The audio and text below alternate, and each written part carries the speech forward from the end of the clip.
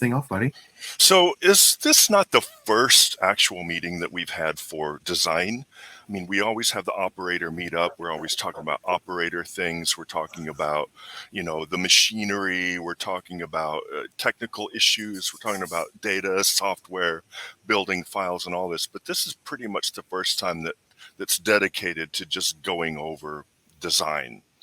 So, of course, I'm a designer. I'm the creative here. I also run this thing. So as a combination of the two does give me an advantage. Is there anyone, Gerardo, I know you've done both. You do both. Brandy, how about yourself? So I'm our senior graphic designer. I did production work back in the day for a trade show display company, but so I have a little bit of production in me, but now I'm just designed for the last 9 years. Yeah. And Al, I know you probably have a very varied background, just comprehensive, little bit of everything. Yeah. But where do you stand with actually running the equipment? What is your background on that? Actually, me physically running the machine, wouldn't even know where the start button is.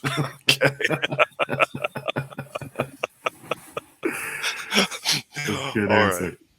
That's a fair answer. This is a 132-year-old family business, and I've been in it for 46 years, and I've never run a piece of paper through a printing press ever. Wow. So that's not what we do. Not what I do. Yeah, typically that's not what management does. Yeah, They rely on other people to do that. So I had an interesting experience not long ago because I'm also trained on the Irides and the iGen, which is over on the other side of this building. And on Mondays, one of our managers typically runs it because I guess he likes to, because our usual operator is out that day. But our other he was out that day, and our production guy comes up to me and says, "Hey, Matt, can you get me a job off of the Irides first thing this morning?" And I'm like a deer in the headlights. Like, I don't even know where the power switch is. I trained on it, but I never ever ran it. So anyway, we got through it. I'm sure that you could too. So what I found out is working in pre-press for 10 years, which is the worst job on earth, by the way, I learned to work with the press people and find that interface, because that does give you an advantage with design.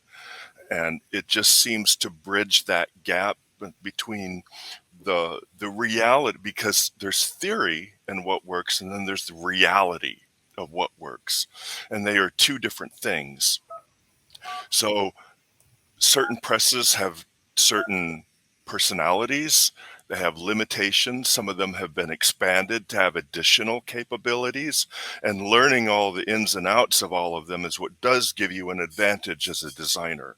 So when I'm designing a piece, I always go back to my knowledge of actually working with the pressman as far as what is physically possible and what is iffy, what could be a problem, what could end up being a challenge by the time it hits the plate, what ends up being a challenge by the time it comes to this machine.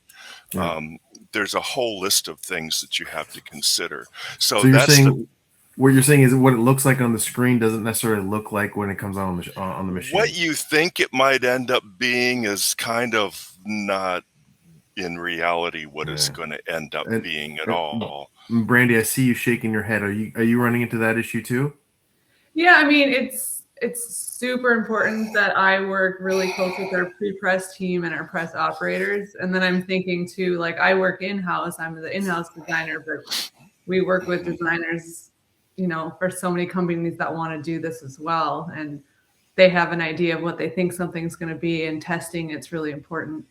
Mm-hmm. Yeah, we run yesterday. My whole day was just running tests.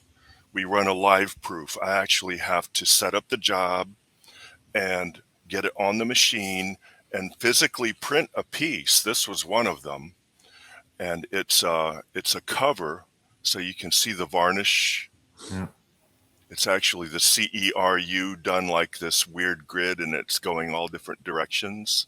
Cool. So that's actually printed on there, and then the varnish is registered on top of it. So that was difficult. That's like needing a microscope in order to put that together. Isn't So that kind of shooting yourself in the foot for no reason? Like, could you have run that job without having printed it underneath, or? it makes a difference. It really does make a difference because the varnish will darken what's underneath. You know, it's not a lot. It could be up to like 10% though, depending on your substrate and how that varnish lays on there. So they didn't want it to be they wanted it to be subtle. So the print that's printed underneath this varnish is brought down about 40%. And then we're laying the varnish on top of that. And then it's just not too much of something. It's more subtle. It's more it's more it has a more upscale look for this type of a marketing piece. Yeah. So we do run a lot of live proofs in order just to make sure, and a lot of times we have to do it because the design is so bad and we know it's going to look like crap. Gerardo's face palming over there. We know it's going to look like crap, and even if the customer doesn't ask for a live proof, we'll offer to do it so that they will sign off on it. And then there can be no argument when the invoice comes out or when the product is delivered. It's a big cover your ass situation. Yeah. So It's did funny anybody bring anything to look at today? It's kind of a show and tell theme. Yeah. Well, Gerardo's got something for us. Actually, I got one of the pieces. The first, I have a lot of charm for this piece because it's the first piece that one of my friends got me to do with a 6-hour lead. We had the 6 hours to produce, design, and deliver. And the rumor was, and this is a white toner printing. They told me, well, I know you got a new machine, but it can do a double side foil. Yes. Can you print white? Yes. Do you have to print the paper on the offset press? And said, no, this is we have a Stardream stock blue, and this is better than printing from offset because of the timing. We had 6 hours from design to delivery.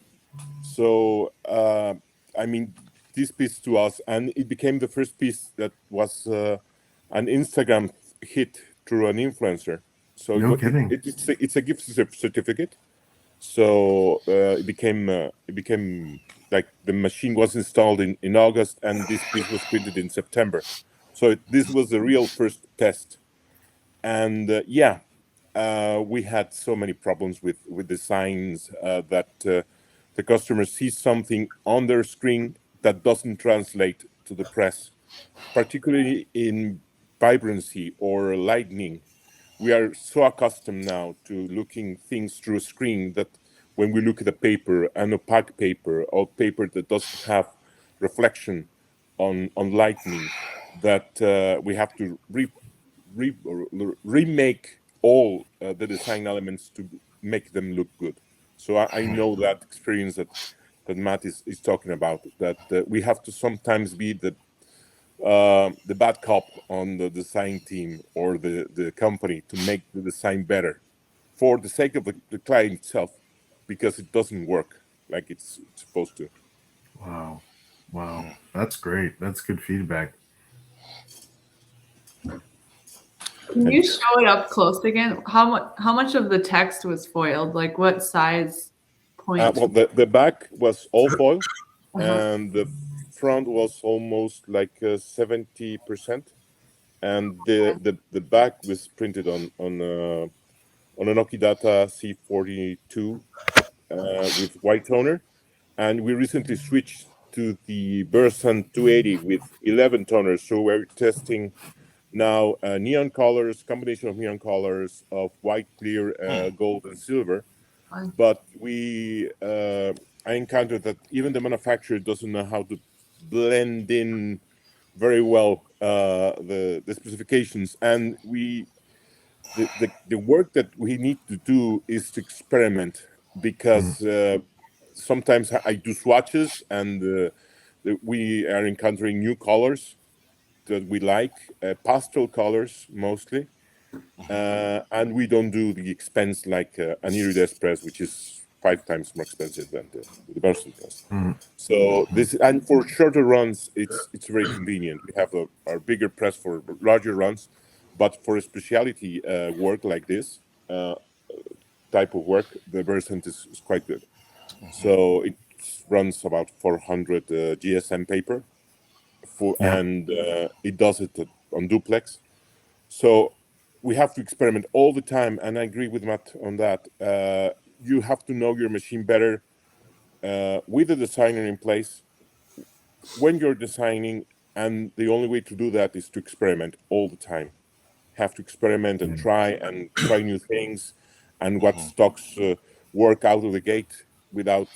We actually had this starting. We found out was the original one from Cardinals, and we found out that one of our suppliers was importing Chinese Startrim clones because the varnish didn't stick. So No kidding. we had to we had to remove a supplier and find the other supplier for the paper because of that. And you have to try and experiment it, and the client is willing to do it with you. That's the best. Yeah. Well, I think Brandy, I don't know, Al, if you do this as well. And by the way, hi, Joe. I don't know if you can hear us, but I see that you're on. It's good to see you, my friend. Brandy, I was talking to Therese, and she was telling me she runs like almost workshops for designers to come in to learn the press. Can you tell us a little bit more about does that work? Yeah. So that is actually really helpful.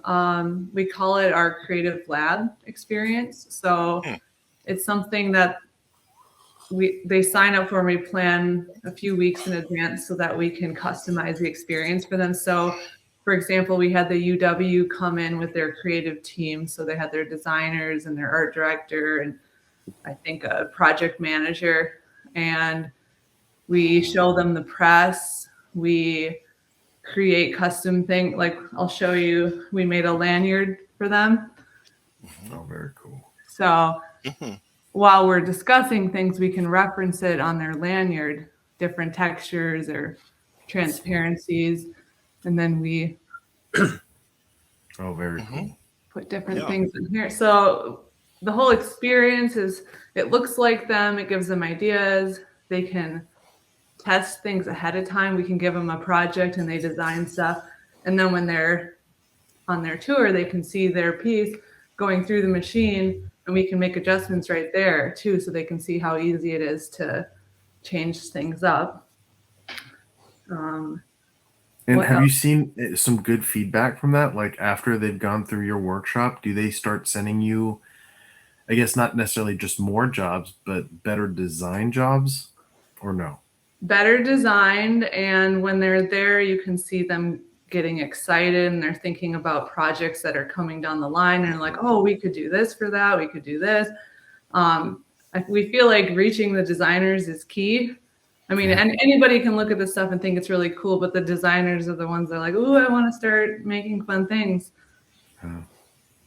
That's smart. It's like two birds in one stone. I found out that the better the designer is knowledgeable about the technology, they're the better salesman than the salesman itself. Yeah. So yeah, it's very cool Creative Lab is a great concept. I love it. The branding. Yeah. One of the hardest audiences for me to reach or train are the salespeople. And those are the ones that really, I mean, they're the ones that are interfacing directly with the customer, but now they're coming in and talking to me, the designer, telling me how this is supposed to go down and how it's supposed to look. And then I have to put my foot down and say, that's not going to look good, or that's not going to turn out the way that you think it's going to turn out. So I have to keep re-educating the salespeople, who then has to go back to the customer and then re-educate the customer. So in most cases, I'm one step removed from, they don't the salespeople want to keep that control. And I have a lot of trouble breaking through that barrier to get directly to the customer. So I think a workshop like you're doing, Brandy, would actually be very helpful in order to reach them directly. It is helpful, and we do it too. Anytime we have a creative meeting with our salespeople, we include the designer too in that initial meeting. So it's never a forced afterthought at the end, and we can kind of put the kibosh on ideas that aren't going to work right away.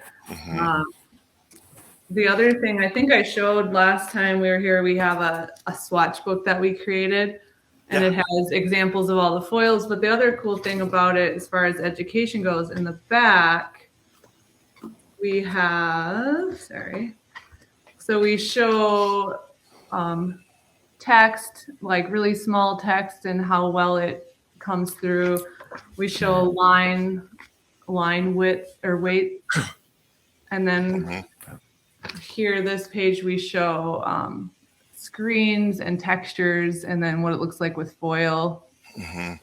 So these are all are 3-dimensional or 2-dimensional. We show that this is the tool that it's a great sheet guide. Yeah, Right. Awesome. have this as a reference at their desk when they're designing. So it does help with some of the and it's the first thing that they grab when they're thinking about the design. How to incorporate this? Yes. Yeah. Wow, so you made a Pantone swatch book of cool effects, basically. For that's Basically, smart. yeah. I need one of those.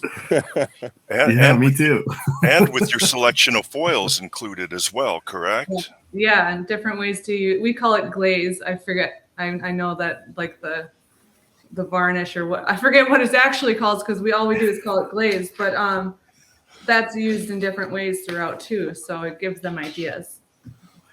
It's good branding when the employees forget what it's originally called. They just go by the brand name. That's great. And I know, Al, you're doing that too, right? You're selling it as Embelex. Yeah. Yeah. And and we've created a lookbook. So we've got, this similar stuff. But I think I mentioned before, one of our ways we're trying to use this, or way we're effectively using it, is because we also have a KM1E. We can get people to send us their print files. We tell them, send us your files. We'll print you a few versions. We'll print the job on our K1, and then we'll do some embellishments, and we'll send it back to you, and you tell us what you think. And then we get with our creative team, and we try to figure out, okay, what do we think is going to look good here? And we'll actually try maybe 3 or 4 different ideas. And, we don't mind spending the time, because these are usually for people that have very high-end brochures. You're talking 24 pages with a 4-page cover, something that they're going to spend some big bucks on. So we've been doing that pretty successfully now for, the past year or so. And that's still our go-to way to pick up business. That's great. And that's been working well for you? People have been reacting positively to that? Yeah. I mean, I can point to hundreds of thousands of dollars of new business we got by doing that just in the past year. That's Nice. great, Al. That's Nice. Good for you. Yeah, I mean, because like I said, most people aren't using embellishments, not yet. I mean, there's just a whole lot of folks that haven't seen it, and I just go by the sheer math when I look at the number of brochures we pick up at air shows and boat shows that don't have it. That just says it right there. Yeah. So there's fertile ground out there right now.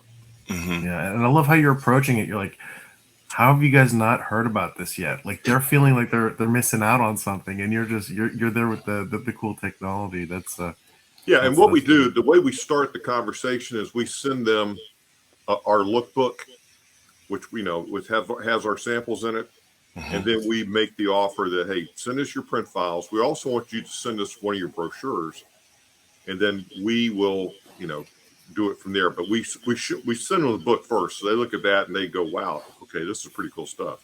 That's cool. So we got a show and tell. Matt, you wanna kick the show and tell off? Show some cool stuff. Some of you have probably already seen a lot of the things that I've done. Something that came up a while ago because we have things spread out here all the time. It's pretty random. We have all these samples under this table. This table lives right next to the machine, so people can get an idea of how it all coordinates. You know, they start to put it together because they can see the belt, they can see that things move through the machine, they can see there are print heads, they can see there's a foil unit here, and then they're like, oh, okay. So a lot of people don't realize that there's black foil, and that there's different kinds of black foil based on the manufacturer that you use. And a lot of people just look at this and think, isn't that just varnish on there? But if you look at it close enough, it has a purple tint to it. It's a very deep purple tint, and that's K-Laser's foil. Another manufacturer that we used was Crown Roll Leaf, and their black foil, depending on the angle that you look at it, shifts from magenta to cyan in the highlights and shadows. So it has an entirely different effect to it. But I like this one because it tends to be purple. This is a laminate job. It's a heavy card stock. It's a card for them to write on. Yeah. So the back is just, you know, plain print, and then the front is laminated. I think it's like a multi-loft. It's a pressure laminate. I don't know if you can see the edge very well, but it's literally black and white. So the top is this type of, it's like a plike. So it has that soft touch to it. And then that black foil just really stands out against it. And so these are very expensive little jobs that we do for our customer. How many of you are doing variable data? We are. Yeah, we're doing some of that. Yeah, that's something else that a lot of people don't understand. And I'm toying with the idea of maybe having some kind of a workshop on that as well. Because I think a lot of people who have these machines and have this technology kind of shy away from doing the job, as I did, especially in the beginning, because the sequence of what you have to do is a little bit overwhelming when you just look at the whole package of things that you have to do to make that happen, especially if it's done completely digitally, and especially if you're dealing, and this isn't one, but if you're dealing with a mail piece that's pre-sorted, and everything has to stay in order, and everything is cut and stack. And if you mess up a piece, it has to be replaced within the tray in the right place. So there's a lot of weird things that can happen with that. I don't know. Did I show you all my Christmas greetings this year? Have you seen those? No. Okay. Well, this was our holiday card. We got that one. Yeah. Awesome. Pink and glitter. What was so tough about that one? Why is that such a difficult piece? Well, you've got the registration and the star. Okay. So I chose to put down the pink, or actually it's purple, the purple foil first, and then register the glitter silver around it rather than vice versa. And 9 times out of 10, I'll put down the darker foil first and the lighter foil next. Why is that? It just seems to work better, and it just seems to not fail me for some reason. It's like, I don't know if it's the way I design it, because I use a smaller space for the darker and a larger space for the lighter. Yeah. But as far as registration goes, I just look at that and I'm like, oh, I should really put down the purple foil first. And then, of course, there's varnish all over it. Yeah, that's 3 pass job? Yeah, 3 passes. So you've got the varnish. I believe it's because of contrast. It looks more natural to everyone, that the darker goes around the lighter. Interesting. Yeah. All right. That's a good tip. Yeah, and we're doing more for these people. They like this piece so well. Wow. Hey, Matt, can you share with us, like in the comments when we post this video, like what kind of foils are you using and what kind of materials? Because that blue foil, show me that again. This is just This is Infinity's normal blue foil. Oh, that's amazing looking. I think it just looks so dynamic because it's against that darker blue background. Probably, but that's a great piece, man. You should put that to the FSCA Gold Leaf Awards. This was not one that we submitted this year. We just shipped those out this week. Oh, by the way, if anybody here wants to submit one of their pieces, the Gold Leaf Awards by the FSCA is one of the I think the world's first or only embellishment awards. If you want to submit anything, it's you could tell your customer that you have an award-winning piece or award-winning job. Yeah, we had nicer pieces than this, so we sent those in. So, and this was my holiday challenge of the year, was getting this on uncoated stock. Oh, that's tough, man. So this is foil and varnish. You can see varnish on the yeah. That was a great video that you did on that one. Yeah. This, and it really is it's a tight grain stock, but it's uncoated. I mean, it has the paperiest paper feel you could imagine. That's Cougar, right? Or Lynx? You use Cougar on that piece? It's going to be Cougar, I think. Yeah. And it laid on there really nice. Is that Infinity again? Yes, this is Infinity Silver. Beautiful. But I had to send everything through twice to make that happen. Yeah. And I put a lighter layer on the first pass. You can almost not see it at all. There's just, you really need a microscope to see that it's even on there. And then the second pass, I just put however many microns I need on the second pass, and the only caveat is you just need to make sure that it doesn't come through to the other side. Yeah, of course. So, and interestingly, this was only a one-sided piece. And I don't know why they designed it that way, but they just wanted it one-sided, like an accordion. Yeah, that is weird. There's so much rounded corners. So I had to draw the die line on that. And it seemed to have lined up pretty much exactly. Can't always get the die line right. So I'm very proud of that one. That's pretty much it for me. The only other card that I liked really well this year that I did for Tom, and it was a piece of stock art, gold and silver foil, and then varnish on the moon. So it's very fine. There's not a lot of varnish on there. There's not a lot of depth or thickness, but everything has a drop shadow. So it gives the illusion. Yeah. You talked a lot about that, the use of drop shadows in embellishment and how important it is.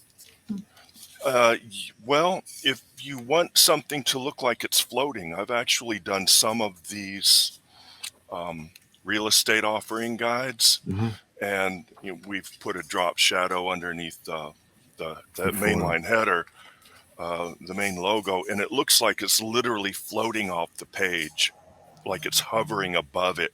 If you do it right, it has to be a big, fat, fuzzy drop shadow.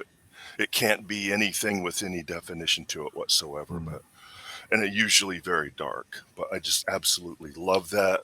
This was one of my favorites that we did for. That's awesome. Yeah, our little AI-generated computer. It's hard to see in this light. Actually, there it's starting to show. Yeah, there's quite a bit of varnish on there. And that's all image mapped in Photoshop. So you use the filter selections and you grayscale the image, and then you use like a stamp or photocopy filter. Very classic filters. So that was a pretty interesting little piece. And then of course we put some varnish, we were going to put foil on it at the last minute. I think you decided not to put foil on there.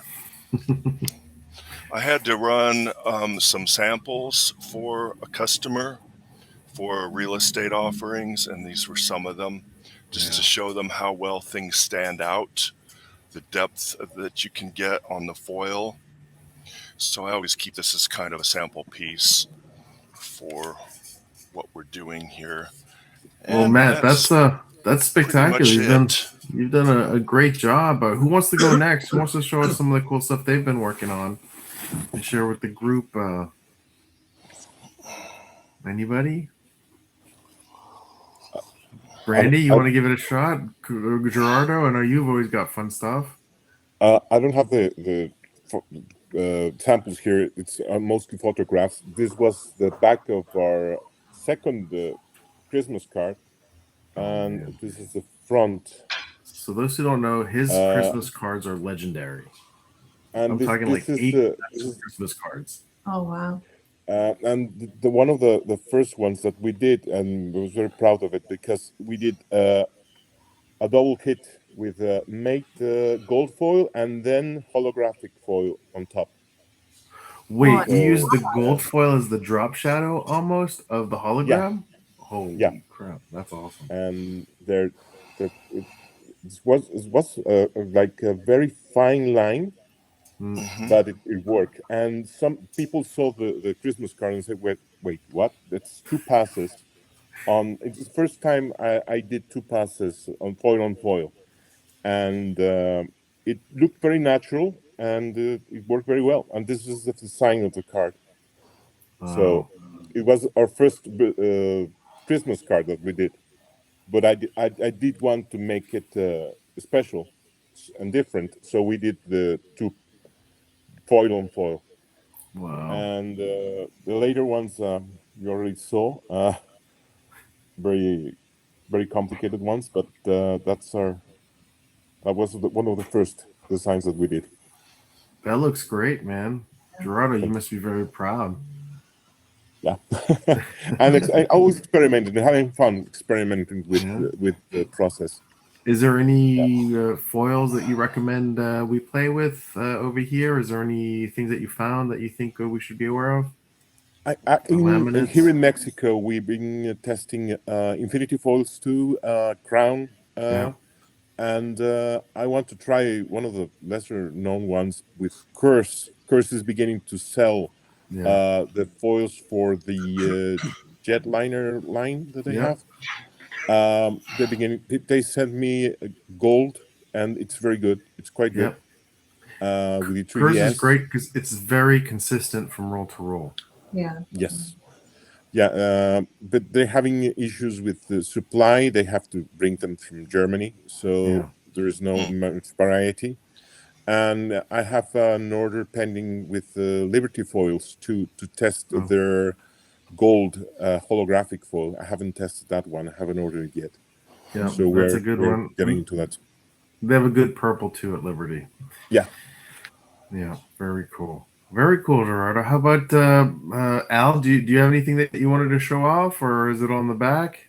I mean, I really didn't bring anything, but we're like I said, we're just doing one-offs. One thing I've learned today is we haven't tried anything with the drop shadows, and I've been making some notes that I'm going to start experimenting with that right away because I like the idea of the appearance of it floating. Yeah. So of all the things we've done, we haven't done anything with a drop shadow yet. So wow. So that's I've got my money's worth just on that one thing right there. I can actually look back on some of the things that we did for some of the clients we sent samples to that had we had a drop shadow, it would have been significantly better. Yeah. Well, that's what these are for. It's just one more thing for us to start playing with. That's right. That's Al. That's what a community is for. We're all here to teach each other. No need to reinvent the wheel when somebody else has figured it out. So that's great. Brandy, one comment on the drop shadow thing. It brings an ethereal quality to it. So it's a very nice tip, Matt. And once again, you said the drop shadow has to be a little on the fuzzy side. Yeah, you want it to be very broad in general, and it's a design challenge because you want to have the drop shadow there, but maybe you want to blind stamp that area, so you're not trying to conform to fit a specific area of type that's already been printed. That might be your operator's preference. So that creates a design challenge, because how do you create a drop shadow on text that you're going to be foiling without printing the text that you're foiling over it? So that might take a little finesse. Well, I tell you what my guys do. They get together and they experiment all the time. So they're back there trying different things. So they're pretty adept at playing with something until they get it to where they like it. So we're just, I'm sure everybody does the same thing. We're all having to experiment. I mean, one way the easiest way to do it would be to actually keep, like, if you're going to print a logo, then you're actually going to print that logo and then foil on top of that logo, and then it's easy to create that drop shadow in your design layout.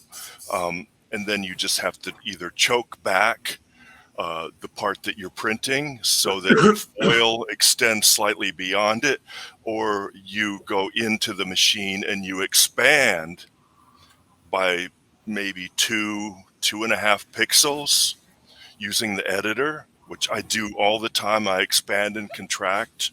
Does anyone else do that here? Yeah. It's one of the most valuable editing tools on board this machine, that you could go in and highlight anything on that mask and say, I want to shrink it by 1 pixel, or I want to expand it by 2.5 pixels. That way you have control over how much it bleeds. So if I'm trying to cover, if I have something that's already printed and I want to register exactly over it, but there's always going to be a slight amount of play. So I'm going to go in and expand that type by 2 pixels, and then it will bleed out to that area beyond the type that I'm covering, and you're not going to see the type that's underneath. It's a very simple technique, but otherwise you want to choke back the text that you're printing so that whatever is on your mask will cover that area. So what you're sending to your MGI and what you're sending to print need to be 2 different layouts. But I have successfully created a fuzzy drop shadow in Photoshop, because you can create the effect and then rasterize the effect, which puts it on a separate layer. And from that point on, then you can delete the original type that you set in the original layer and then just be left with the drop shadow part. That's cool. Al, if you want, I'll send you a copy of this video if you want to send it to any of your designers. Yeah, I wanted to have my designers on the call today, but we're very fortunate that we're incredibly busy right now and nobody can break away. So it's a good problem to have.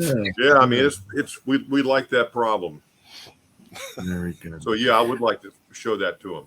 I'll send it to you, and it'll be posted obviously in the designers group on the JETforce. Yeah. Brandy, is there anything you wanted to share with us? I know that you're doing some phenomenal pieces. Sure, I can show. I have a few things gathered here. Sometimes we find that less is more too.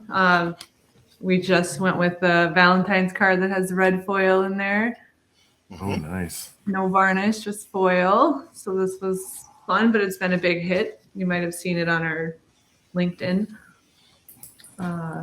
We like to send out holiday postcards to our clients to show off the technique. It's another touch point. So we have St. Patty's Day. In his beers, there's some like swirls. I like your style. I like your design methodology. It's very clean.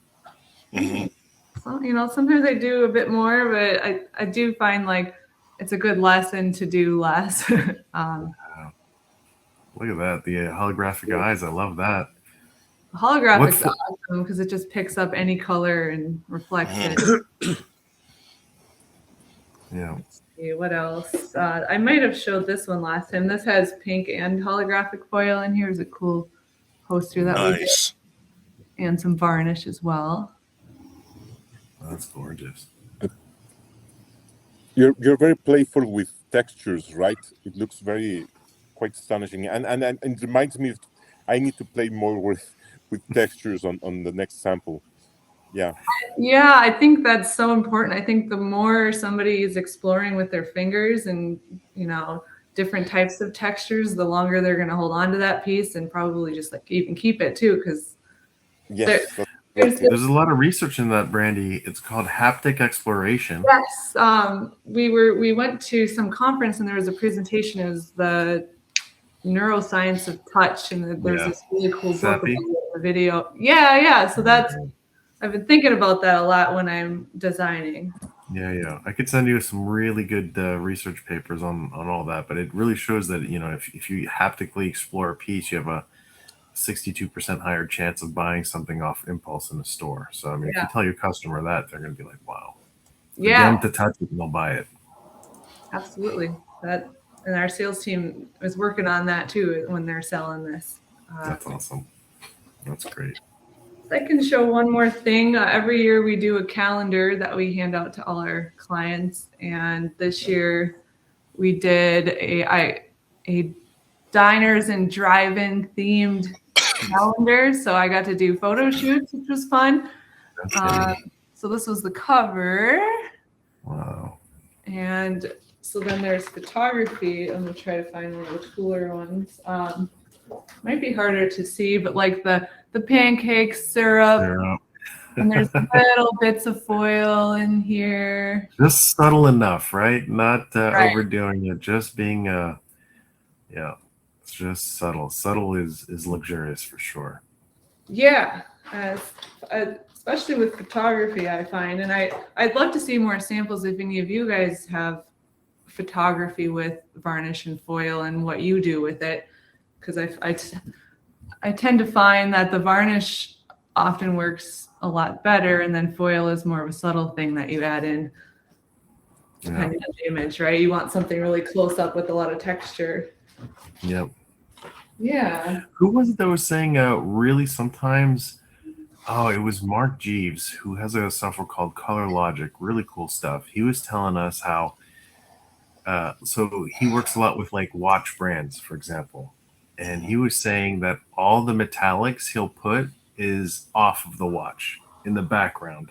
And the watch itself will just be printed because if I put metal on the watch and you're buying a luxury watch, if the metal doesn't look exactly the same, then you want to see what the watch looks like. By putting metallics and effects on the back, in the background, it gives vibrancy to the whole piece and really makes the watch that is just printed just really pop off the page. So he was really talking about how to accentuate outside of the actual product that you're selling instead of on the product that you're selling in order to pull focus to that. I thought it was interesting. I'd never thought of it that way. You do that with any gold flake toner, such as on the iGen or Iridescent or whatever. So you let the product speak for itself, and then you embellish around it, and optically it makes the whole thing move forward. It creates this inference in your brain, basically, that makes you think that the product is actually embellished when it's not. Right. And he was talking about gold toner, not foil, so it's not necessarily the same thing. You're right. Hey guys, I hate to say this, but I have to be at a 12 o'clock meeting, so I have to leave. But I appreciate the tips I've learned today. Kevin, I look forward to having you send me the link so I can sit down with my designers and go through this. Absolutely. And but thanks for everything. You guys have a great day. Thanks, Al. Thanks You too. Thanks for coming in. I find that really interesting about doing it in the background, because oftentimes when I'm layering things, I feel like I see it as a three-dimensional piece when you add this on here. So then if something's in the background, the thing in the foreground isn't. I feel like it's off in my brain if I'm feeling raised in the background, but the object in the foreground isn't the thing I'm feeling the most. Like, it makes me want to retry this, because we did add it on here. And I feel like the background's fuzzy, but if it wasn't on here, it would feel odd. I'm curious to like see. like what he would say is like if you want to put like a static texture in the background all around the watch, even if the background is fuzzy, and don't touch the watch, just in the background put that like glitter texture or whatever it is, and then see what that does. And he was like, it's super counterintuitive, but with a lot of years of experience, he kind of showed us some examples, and it was pretty cool. It didn't make sense to my brain either. Yeah, I'd like to see that. So Kevin, actually, most most watch brands are very protective of their product. They don't want the product to be touched. So you can do everything around it, but don't touch the product, because in luxury brands, the product is key. That's the rule in general for any product, whether it's a watch or a granola bar. I mean, you're not going to embellish the granola bar. You're going to make little swirls and confetti and things around the granola bar that's drawing your eye to it. And Kevin, you and I did that. We did a brochure or a flyer. I can't remember what. It had, the girl on the cover with the glasses. Yeah, remember that. And you wanted me. You have what? You have a copy? I do. Give me a sec. The only exception was we put varnish on her glasses, but not the lenses, which would have been the obvious thing that most people would do. But we used embellishment on everything but her. So just the lenses of the glasses, not even the lens of the glasses, just the rim of the that really makes that piece pop. And then there's all that texture around her. Yes. Yeah. So sometimes that subtle little call out that makes all the difference. Yeah. That was the thing you were talking about holding Brandy, about holding the piece for more time with the texture on. Yes. That's right. Haptic exploration. Yeah. All right, guys. Well, listen, I wanted to thank you all for coming. This was a fantastic session, and I think we're going to start doing one of these one a month if you guys want to talk about just design, and maybe we get more designers in here, and maybe we what do you guys think?